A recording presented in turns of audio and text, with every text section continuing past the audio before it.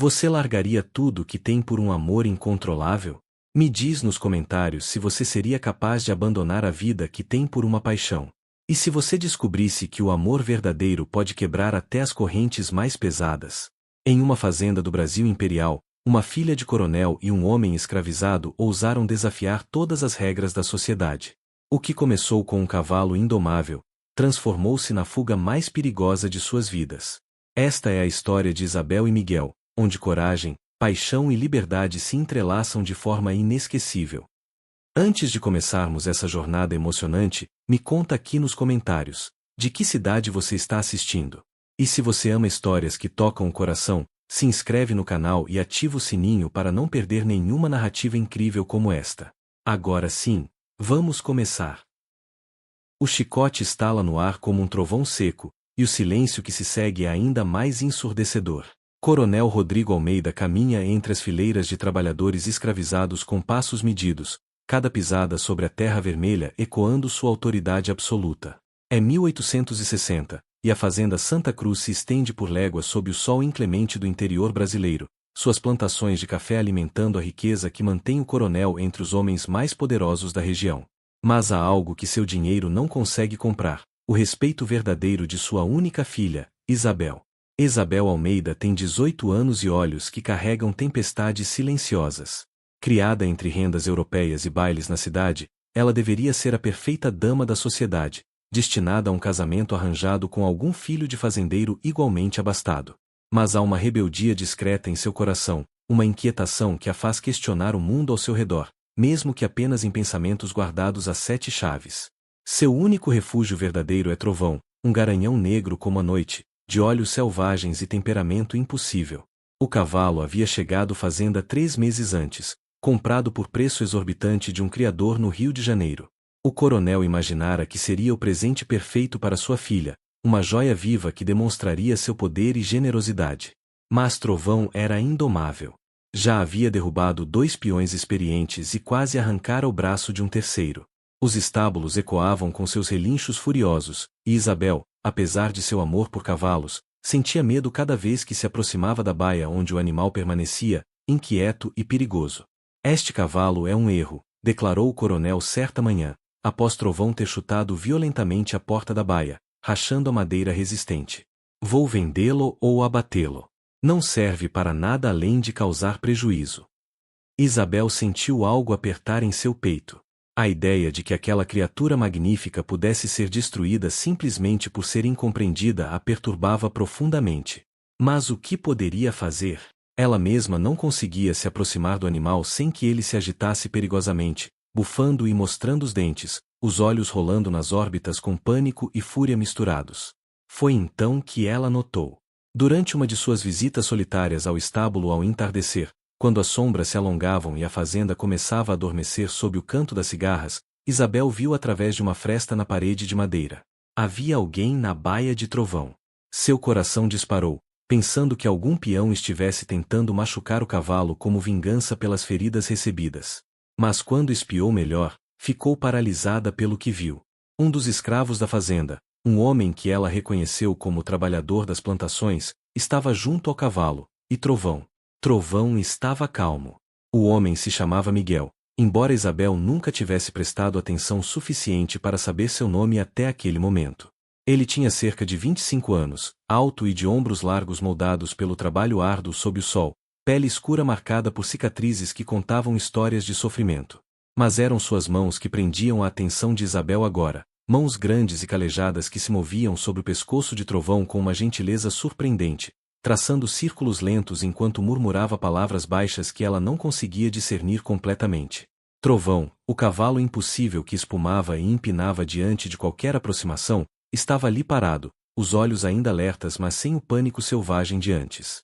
Suas orelhas se moviam na direção da voz de Miguel, e ocasionalmente ele baixava a cabeça, como se estivesse ouvindo segredos ancestrais. Isabel segurou a respiração, temendo que qualquer som quebrasse o encanto daquela cena impossível. Como era possível? O que aquele homem tinha que todos os outros não possuíam? Durante vários minutos, ela observou fascinada enquanto Miguel continuava seu trabalho silencioso. Ele não tentava montar o cavalo ou forçá-lo a nada. Simplesmente estava ali, presente, sua voz um murmúrio constante que parecia penetrar as camadas de medo e raiva que envolviam Trovão como uma armadura. Ocasionalmente, Miguel parava de acariciar e apenas permanecia imóvel, esperando, e era Trovão quem se aproximava, encostando o focinho no ombro do homem, buscando aquele toque gentil. Quando Miguel finalmente saiu da baia, fechando a porta com cuidado, Isabel se escondeu atrás de um pilar. Seu coração batia acelerado, não por medo, mas por uma emoção que ela não conseguia nomear completamente. Havia algo profundamente comovente naquela cena, uma conexão entre homem e animal que transcendia as barreiras que seu pai impunha entre as pessoas naquela fazenda. Miguel olhou brevemente na direção onde ela se escondia, e por um segundo, Isabel teve certeza de que ele sabia que estava sendo observado. Mas ele não disse nada, apenas seguiu seu caminho de volta às senzalas, seus passos silenciosos na terra batida. Naquela noite, Isabel não conseguiu dormir. Sua mente voltava continuamente àquela cena no estábulo. Como Miguel havia aprendido aquilo? De onde vinha aquele conhecimento, aquela paciência infinita? E mais importante, será que ele poderia ensinar a ela? A ideia era absurda, é claro. Uma senhora como ela não deveria sequer dirigir a palavra a um escravo além de ordens simples.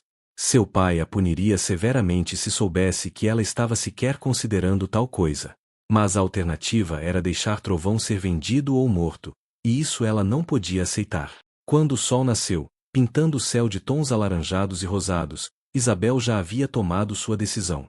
Ela esperou até o meio da manhã, quando seu pai saiu para inspecionar as plantações distantes e não retornaria até o fim da tarde. Então, vestindo um de seus vestidos mais simples e um chapéu de aba larga, dirigiu-se aos campos onde os escravos trabalhavam sob o calor implacável. Seu coração martelava no peito enquanto procurava por Miguel entre as fileiras intermináveis de cafeeiros, ciente de que estava cruzando uma linha invisível mas absolutamente real, uma linha que, uma vez atravessada, mudaria tudo para sempre. Encontrar Miguel entre dezenas de trabalhadores curvados sobre a terra não foi difícil. Ele se destacava não por ser diferente fisicamente, mas por algo em sua postura, uma dignidade silenciosa que resistia apesar de todas as tentativas de quebrá-la. Quando Isabel se aproximou, os outros trabalhadores imediatamente se afastaram, baixando os olhos com o medo instintivo que seu pai havia cultivado ao longo de anos de crueldade. Mas Miguel apenas se endireitou lentamente, limpando o suor do rosto com as costas da mão, e a encarou diretamente. Não com insolência, mas com uma curiosidade cautelosa que a fez hesitar. "Preciso falar com você", Isabel disse, sua voz saindo mais baixa do que pretendia. "Sobre o cavalo. Sobre Trovão." Ela viu algo mudar nos olhos de Miguel, uma compreensão rápida seguida de preocupação. Ele olhou ao redor, verificando se alguém estava prestando atenção excessiva, e então assentiu quase imperceptivelmente. "Não aqui, sinhá", ele murmurou, sua voz surpreendentemente suave. "É perigoso. Seu pai, o feitor." Isabel entendeu. Se fossem vistos conversando abertamente, as consequências seriam terríveis, especialmente para Miguel. Esta noite, ela sussurrou rapidamente. "No estábulo, depois que escurecer completamente. Por favor. Ele vai ser morto se eu não conseguir ajudá-lo, e você é a única pessoa que consegue chegar perto dele." Por um longo momento, Miguel a estudou, e Isabel sentiu como se ele pudesse ver através de todas as camadas de privilégio e educação refinada, direto até aquela parte dela que questionava e duvidava do mundo em que nascerá. Finalmente, ele a sentiu uma única vez, tão brevemente que poderia ter sido apenas o vento movendo sua cabeça, e voltou ao trabalho sem mais palavras. Aquela noite pareceu se arrastar eternamente. O jantar com seu pai foi uma tortura de educação forçada, cada garfada de comida pesando em seu estômago enquanto o coronel falava sobre negócios, sobre a inferioridade natural daqueles que ele escravizava, sobre como era seu dever mantê-los na linha com mão firme. Isabel sorriu e assentiu nos momentos apropriados, mas por dentro sentia uma revolta crescente, alimentada pelo contraste gritante entre as palavras de seu pai e a gentileza extraordinária que havia testemunhado em Miguel.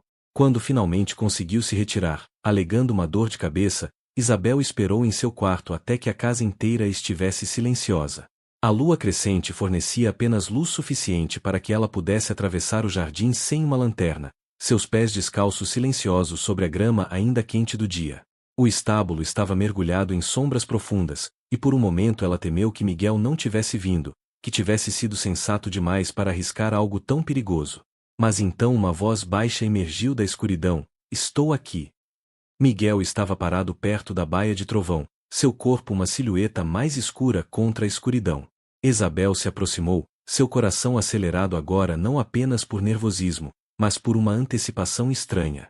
Como você faz isso? Ela perguntou sem preâmbulos. Como consegue acalmá-lo quando ninguém mais consegue? Miguel ficou em silêncio por um longo momento, como se estivesse pesando quanto deveria revelar. Quando falou, sua voz carregava camadas de significado. Ele foi tirado de sua mãe muito cedo, separado de tudo que conhecia. Está com raiva e medo, mas principalmente está sozinho. Reconheço isso porque sei como é. As palavras pairaram no ar entre eles, carregadas de uma verdade devastadora.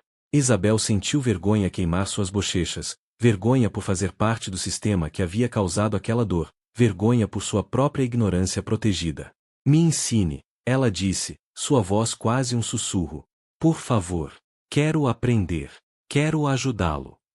Miguel a observou por um longo momento, e então, lentamente, assentiu. Venha, ele disse, abrindo a porta da baía. Mas se mova devagar, muito devagar, e escute. O cavalo vai lhe dizer tudo o que precisa saber, se você aprender a ouvir. As primeiras lições foram exercícios de paciência que testaram os limites de Isabel de maneiras que ela nunca imaginara.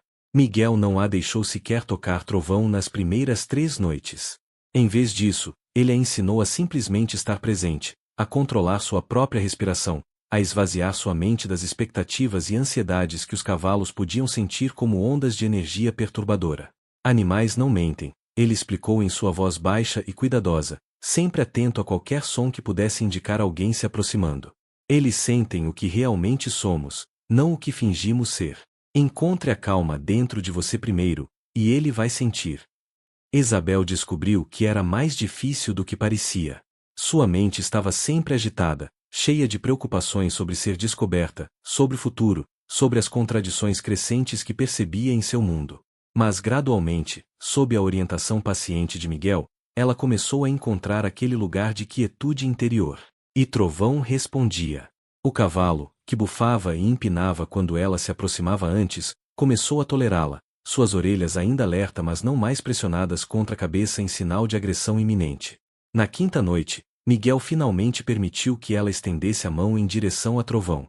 Não olhe diretamente nos olhos dele por muito tempo, ele instruiu, posicionado logo atrás dela, tão perto que ela podia sentir o calor de seu corpo.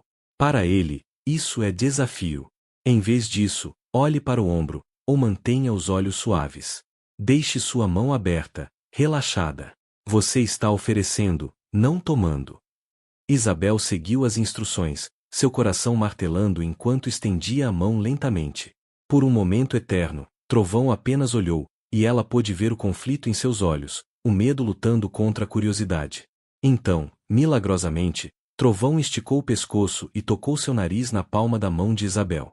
Era apenas um toque breve, quase hesitante, mas para Isabel foi como se o mundo inteiro tivesse mudado.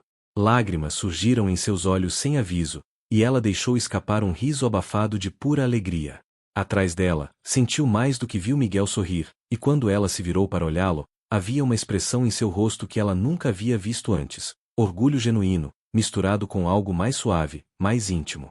As noites se sucederam, e o que havia começado como lições sobre cavalos transformou-se em algo muito mais profundo.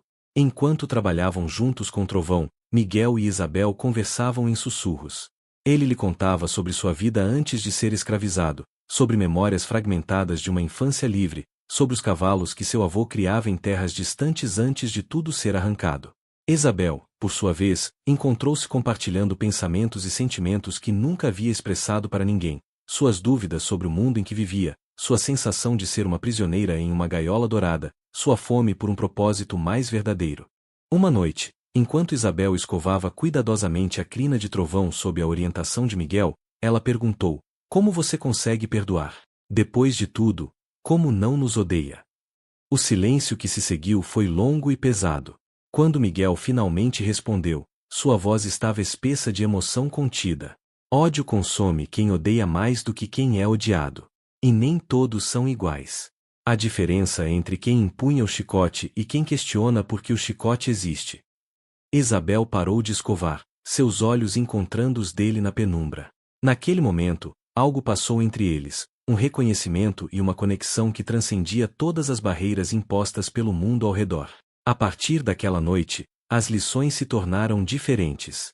Havia uma consciência nova no ar entre eles, uma atenção ao menor toque acidental de mãos, ao modo como seus olhos se demoravam um segundo a mais do que necessário, a maneira como o coração de Isabel acelerava não apenas por nervosismo, mas por algo muito mais perturbador e maravilhoso.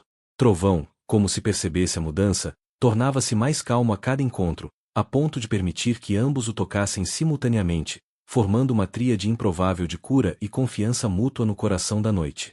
Foi em uma noite de lua cheia, quando a luz prateada inundava o estábulo através das frestas na madeira, que Isabel finalmente admitiu para si mesma o que seu coração sabia há semanas. Ela estava apaixonada por Miguel. A percepção não chegou como um raio, mas como uma maré suave e inevitável, enchendo cada espaço vazio dentro dela até que não houvesse mais como negar. Cada noite que passavam juntos, cada momento em que suas vozes se entrelaçavam em sussurros, cada vez que ele corrigia gentilmente sua postura ou a guiava com palavras cuidadosas, o sentimento crescia, impossível de conter. O amor que sentia por Miguel era completamente diferente de tudo o que havia imaginado sobre amor. Não tinha nada a ver com os romances açucarados que lia escondida, nem com as descrições clínicas de casamentos convenientes que sua governanta lhe apresentará como seu futuro inevitável. Este amor era terreno e real, construído sobre conversas honestas e silêncios compartilhados, sobre a admiração pela força de espírito dele e pela gentileza que sobrevivia apesar de toda a crueldade. Era um amor que a assustava profundamente, porque reconhecê-lo significava reconhecer também a impossibilidade absoluta de sua realização. Isabel começou a observar Miguel durante o dia, sempre de longe, sempre cuidadosa para não atrair atenção. Mas não podia evitar notar detalhes que antes passavam despercebidos, a maneira como ele protegia os mais fracos entre os trabalhadores, discretamente assumindo parte de sua carga quando o feitor não estava olhando, como consolava uma criança que chorava, separada de sua mãe que fora vendida, o modo como seus olhos, apesar de tudo, ainda conseguiam encontrar beleza no voo de um pássaro ou no colorido de um pôr do sol. Cada observação apenas aprofundava seus sentimentos, tornando-os mais ricos e mais dolorosos. Uma noite, após uma lição particularmente bem-sucedida em que Isabel conseguiu montar Trovão pela primeira vez, apenas alguns passos lentos pelo interior do estábulo, mas uma vitória monumental, ela se virou para Miguel com um sorriso radiante. "Conseguimos!" ela exclamou, esquecendo-se momentaneamente de manter a voz baixa. "Você é um professor maravilhoso, Miguel. Não sei como agradecer por tudo que tem feito." Ele sorriu de volta, uma expressão rara e preciosa que iluminava seu rosto, e naquele momento, Isabel perdeu completamente a compostura. Sem pensar nas consequências, sem calcular os riscos, ela se aproximou e colocou suavemente sua mão no rosto dele. Miguel ficou paralisado, seus olhos arregalados não por medo, mas por surpresa absoluta.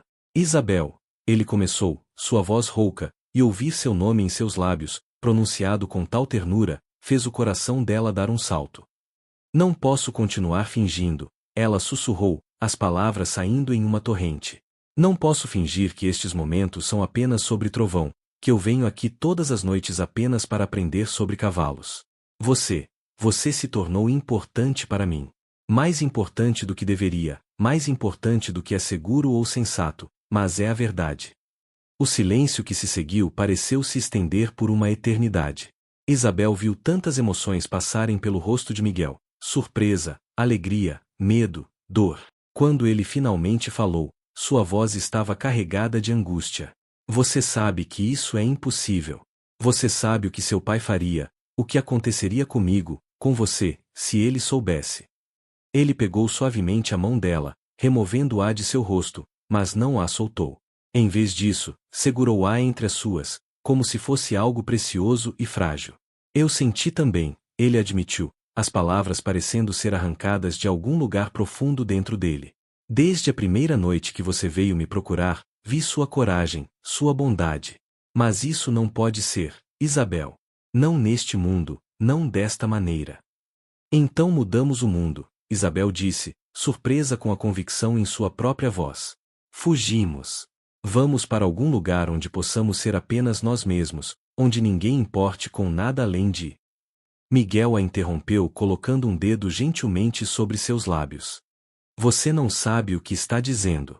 Você cresceu aqui, protegida. Não conhece como o mundo lá fora é duro, especialmente para pessoas como eu. E para você, fugir significaria perder tudo, sua família, sua posição, sua segurança. Perderia meu pai, Isabel corrigiu, sua voz firme apesar das lágrimas que começavam a formar. Um homem que escraviza pessoas, que usa o chicote como argumento. Isso não é família, Miguel. E quanto ao resto, nada disso significa nada se tenho que viver uma mentira para o resto da vida. Nas semanas que se seguiram àquela confissão noturna, Isabel e Miguel existiram em um estado de suspensão precário, cada encontro carregado de uma tensão que era parte medo, parte esperança. Eles não voltaram a falar explicitamente sobre fuga, mas a ideia pairava entre eles como uma presença tangível, crescendo e tomando forma cada noite. Trovão, agora completamente manso e confiante com ambos, tornou-se testemunha silenciosa de conversas cada vez mais íntimas, onde planos começavam a se formar nas entrelinhas de palavras cuidadosamente escolhidas. Miguel, pragmático e experiente nas duras realidades do mundo, começou a avaliar o que seria necessário. Precisaríamos de dinheiro, ele disse uma noite, sua voz baixa enquanto acariciava o pescoço de Trovão. Suficiente para chegar a uma cidade grande, talvez São Paulo ou mais longe. E documentos. Você precisaria de papéis que não a ligassem a seu pai, e eu precisaria de uma carta de alforria forjada, algo que pudesse nos proteger de caçadores de escravos. A realidade prática de seus sonhos era sobressaltante, mas Isabel recusava-se a ser desencorajada. Tenho joias, ela sussurrou. Presentes de aniversário, heranças de minha mãe. Poderia vendê-las em partes, discretamente, através de nossa costureira na cidade. Ela é discreta e, acho que poderia confiar nela. Miguel a olhou com uma mistura de admiração e preocupação. Isso torna tudo real, ele disse suavemente. Uma vez que começamos, não há volta. Você precisa ter certeza absoluta, Isabel. Não pelo que sente agora, neste momento, mas pensando nos anos à frente. Vida fugida não é vida fácil. Haverá momentos difíceis, momentos em que vai olhar para trás e se perguntar. Olharei para trás e verei uma gaiola, Isabel o interrompeu com firmeza. Verei uma vida desperdiçada casada com algum homem escolhido por meu pai, gerando filhos que cresceriam para perpetuar este sistema horrível. Verei silêncio quando deveria haver voz, conformidade quando deveria haver rebelião. Não, Miguel. Pela primeira vez na minha vida, sinto que tenho uma escolha verdadeira, e escolho você. Escolho a possibilidade de uma vida verdadeira, mesmo que difícil, ao invés da certeza de uma existência falsa e confortável. A convicção em sua voz pareceu quebrar algo dentro de Miguel. Ele a puxou para seus braços, e pela primeira vez, permitiram-se abraçar completamente, sem hesitação ou cuidado. Isabel enterrou o rosto no ombro dele, sentindo a solidez de seu corpo, o cheiro de trabalho honesto e terra, tão diferente dos perfumes artificiais de seu mundo. Então faremos isso, Miguel murmurou contra seu cabelo. Mas cuidadosamente, com cada detalhe planejado. Um erro pode custar nossas vidas. Nos dias que se seguiram, ambos se tornaram atores consumados. Isabel mantinha sua rotina habitual durante o dia, assistindo às aulas de piano que detestava, bordando sob o olhar crítico da governanta, sorrindo apropriadamente durante as refeições com seu pai. Mas à noite, transformava-se em uma conspirador, passando suas joias para a costureira com histórias inventadas, memorizando mapas que Miguel desenhava na terra do estábulo, aprendendo habilidades práticas que nunca imaginara precisar, como acender fogo sem pederneira, que plantas eram comestíveis, como tratar feridas básicas. Miguel, por sua vez, usava seus domingos, o único dia de descanso parcial, para explorar rotas possíveis, conversando discretamente com outros escravos que haviam tentado fugir antes e falhado, aprendendo com seus erros. Ele descobriu que havia um pequeno quilombo a 3 dias de viagem a pé, escondido nas montanhas, onde poderiam encontrar refúgio temporário antes de seguir para uma cidade maior.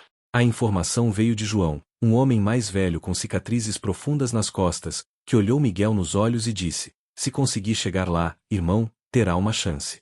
Mas o caminho é perigoso, e o coronel não desistirá fácil.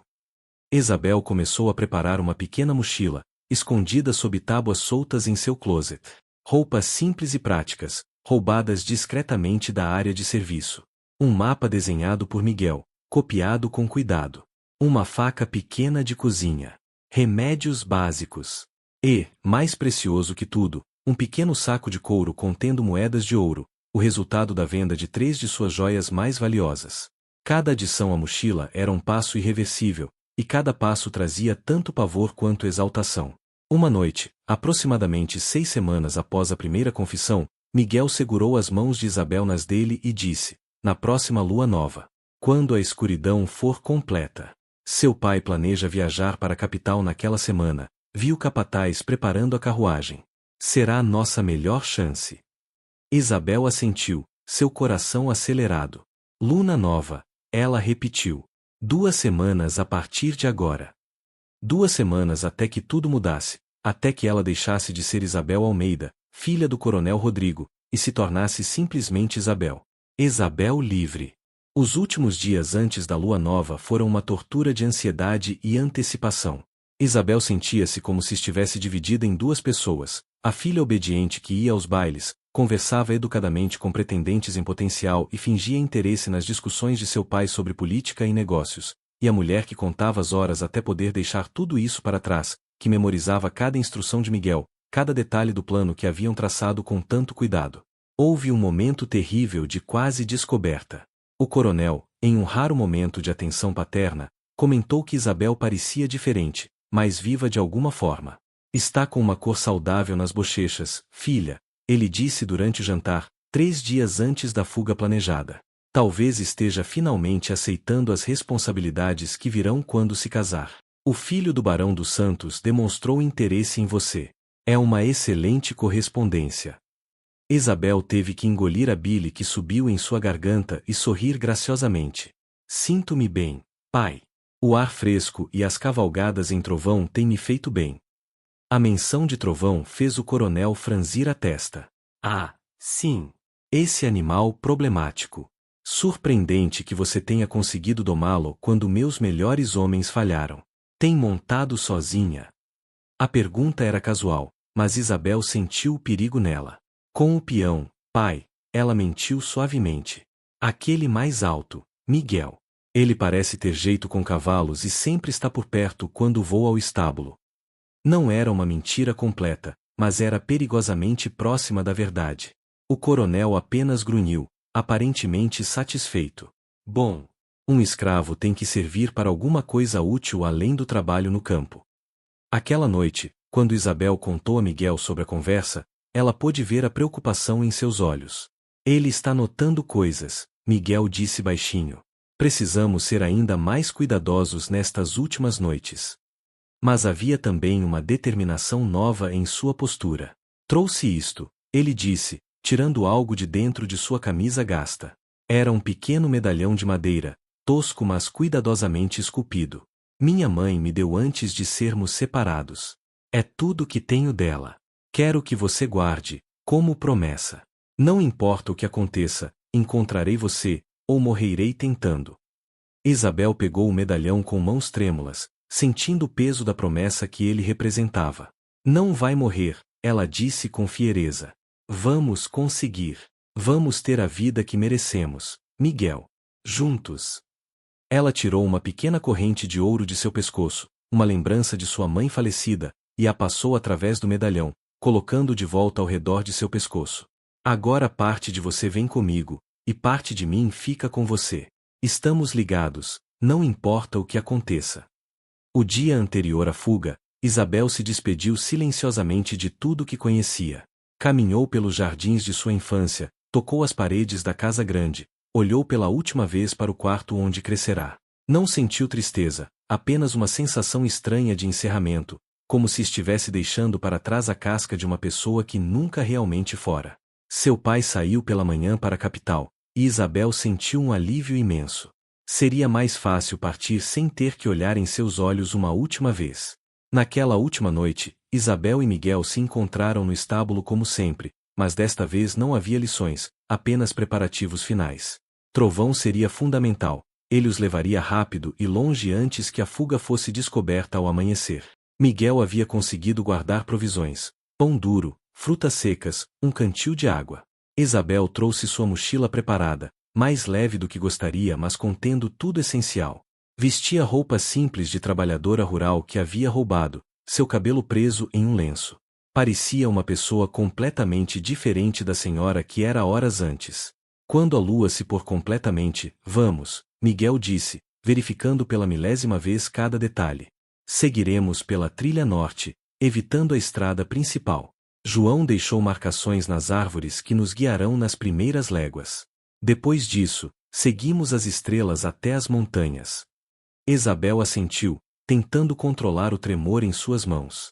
Estou pronta, ela disse, e ao pronunciar as palavras, percebeu que eram verdadeiras. Estava pronta para deixar tudo, conforto, segurança, privilégio, por algo muito mais precioso, liberdade e amor verdadeiro. Eles esperaram na escuridão do estábulo, sentados lado a lado, dedos entrelaçados, ouvindo os sons noturnos da fazenda adormecer. Trovão estava calmo em sua baia, como se entendesse a importância do momento. Quando a última lasca de lua finalmente desapareceu no horizonte e a escuridão se tornou absoluta, Miguel apertou a mão de Isabel uma última vez.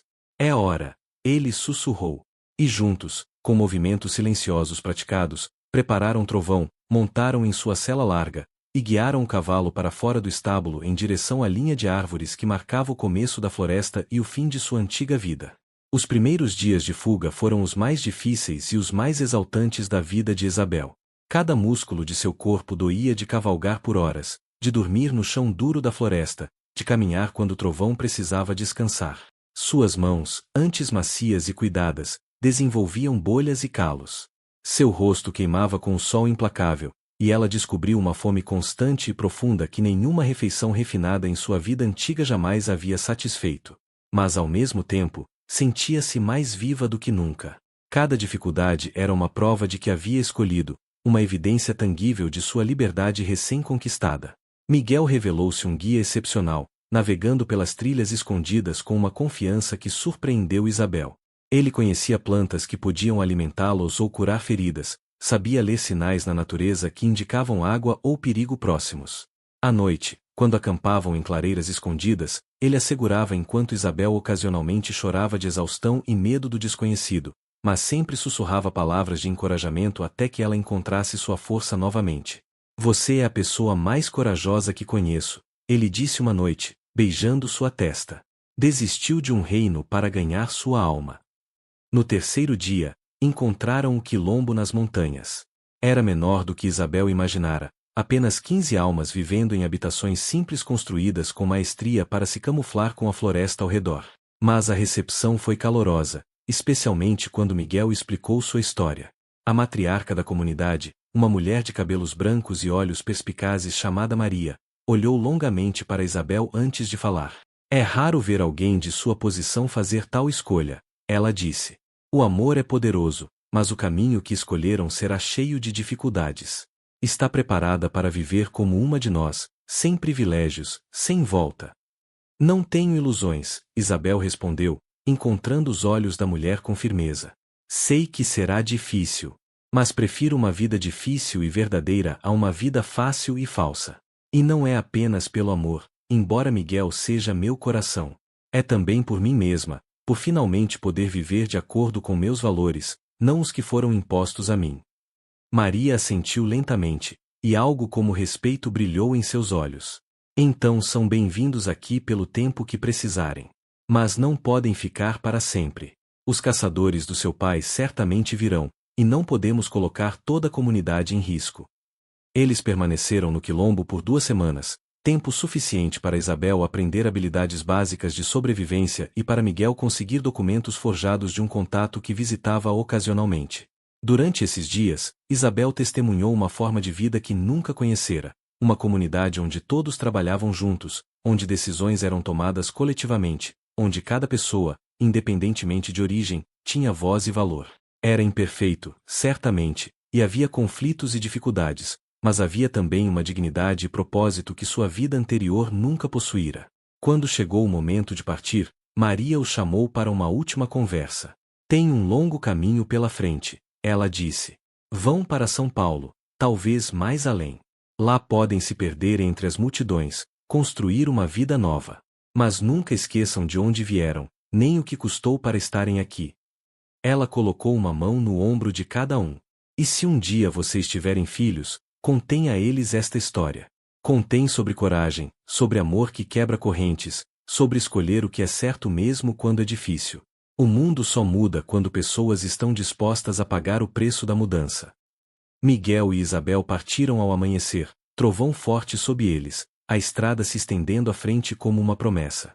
Não sabiam o que encontrariam, talvez dificuldades maiores do que podiam imaginar, talvez perigos que ainda não haviam considerado. Mas enquanto cavalgavam em direção ao horizonte onde o sol nascia em tons de ouro e carmim, Isabel sentiu algo se expandir em seu peito, algo imenso e incontível.